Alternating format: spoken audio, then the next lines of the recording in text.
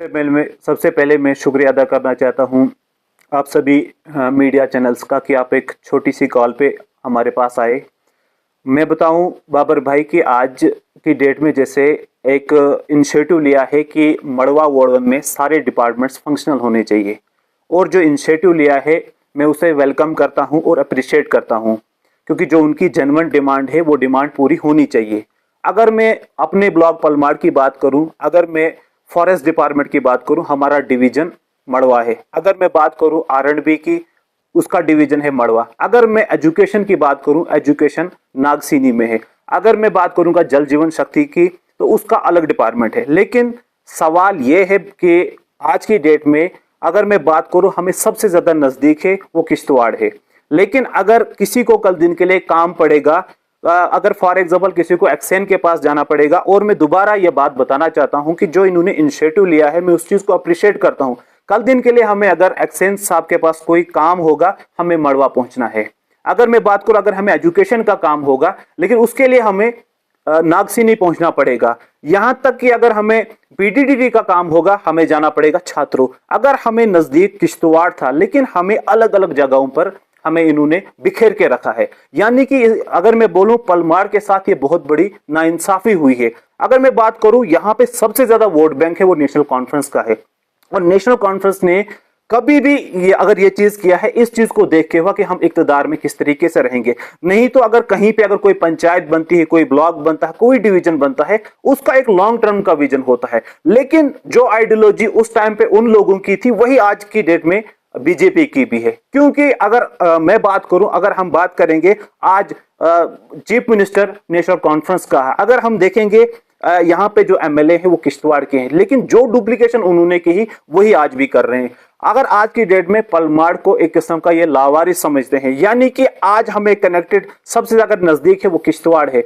मड़वा की अगर मैं बात करूं, ये 6 महीने बर्फ की वजह से कट ऑफ रहता है। अगर उन्होंने इनिशिएटिव लिया है, वो चाहते हैं कि जो ऑफिसर्स किश्तवाड़ में बैठते थे वो वहां पे बैठने चाहिए, और ये उनका राइट है, उनकी जेन्युइन डिमांड है। लेकिन पलमाड़ के साथ ये नाइंसाफी क्यों हो रही है? अगर ये इंसाफी, अभी नाइंसाफी को अगर हमें खत्म करना है, लेकिन इसके लिए नेशनल कॉन्फ्रेंस, जिनका आज CM है, जिनका डिप्टी CM है, अगर मैं बात करूं बीजेपी के MLA है, लेकिन अगर उन्हें सबसे ज्यादा वोट्स बीजेपी को और नेशनल कॉन्फ्रेंस को आते हैं, मैं उनको यह बात पहुंचाना चाहता हूं कि उनका इसमें क्या कंट्रीब्यूशन होना चाहिए। अगर मैं बात करूं कि आज हमें सबसे ज्यादा नजदीक वो किश्तवाड़ है, और हम ये डिमांड करते हैं, हम एडमिनिस्ट्रेशन से रिक्वेस्ट करते हैं कि हमें किश्तवाड़ के साथ कनेक्टेड रखिए।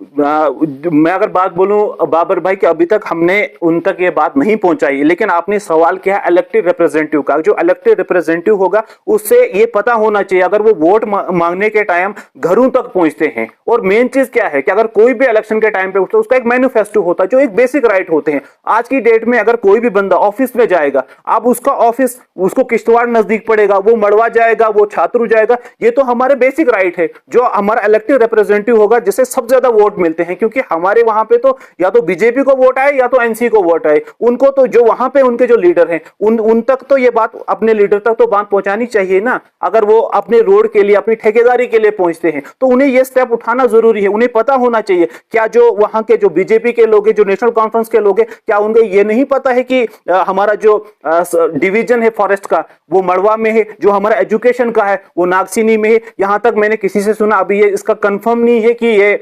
रूमर है क्या है, कि अभी ये बोल रहे हैं कि एजुकेशन जो है वो नागसीनी से हटकर वहां पे होना चाहिए दक्षिण में। यानी लोग, हमें नजदीक पलमाड़ से किश्तवाड़ पड़ता है, लोग आगे की तरह जा रहे हैं, हमें पीछे ये धकेल रहे हैं।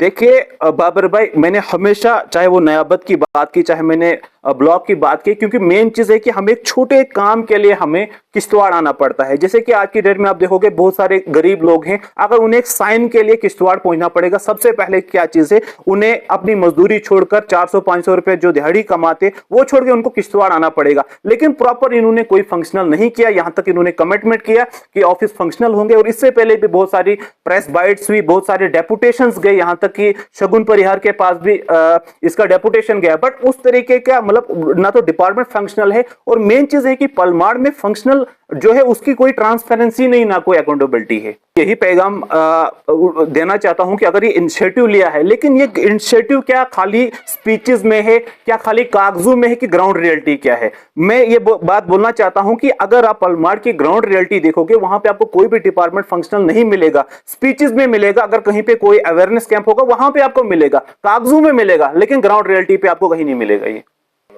देखिए, वो तो हम देख रहे हैं सरकार में आज, चाहे वो नेशनल कॉन्फ्रेंस है, एमएलए जो हैं वो बीजेपी के हैं, वो तो हम देख रहे हैं ग्राउंड रियलिटी पे इनका कुछ नहीं। अगर कहीं पे अगर एडमिनिस्ट्रेशन की तरफ से भी काम होगा, ये वहां पे क्रेडिट लेने जाते हैं। लेकिन मैं आपके चैनल से ये कमिटमेंट करना चाहता हूं कि अगर हम सरकार में आएंगे, अगर कहीं पे भी हम पावर में आएंगे, इन इनिशिएटिव को हम प्रैक्टिकल लाएंगे, और खाली हम प्रैक्टिकल नहीं लाएंगे, हम इसके अंदर ट्रांसपेरेंसी रखेंगे, अकाउंटेबिलिटी रखेंगे, क्योंकि हमें पता है कि पलमाड़ के लोगों का दर्द क्या है, और पलमाड़ के लोगों को खाली वोट बैंक के लिए यूज किया जाता है। और जो इनके इलेक्शन के टाइम में पहले कोई मैनिफेस्टो होता ही नहीं है, क्योंकि हमें उस टाइम पे हिंदू और मुसलमान के नाम पे वोट दिए जाते हैं। अगर मैनिफेस्टो होता तो वो मैनिफेस्टो के लिए सवाल करते, क्योंकि उस टाइम पे जो इलेक्शन होता है हिंदू वर्सेस मुस्लिम, और ये जो रिलीजन्स का जो ये कार्ड खेलते हैं, उसका नुकसान आज हमें भुगतना पड़ता है। और मैं पलमाड़ के लोगों से भी आज भी रिक्वेस्ट करना चाहता हूं, चाहे वो डीडीसी के इलेक्शंस होंगे, चाहे वो एमएलएस के इलेक्शन, कुछ भी इलेक्शन होंगे, सबसे पहली चीज है कि मैनिफेस्टो क्या है, और जिन लोगों को आपने वोट दिया है, जो यहाँ के जेन्युइन इशू है, चाहे वो डिवीजन का है, चाहे वो डिपार्टमेंट फंक्शनल का है, आप उनसे सवाल कीजिए।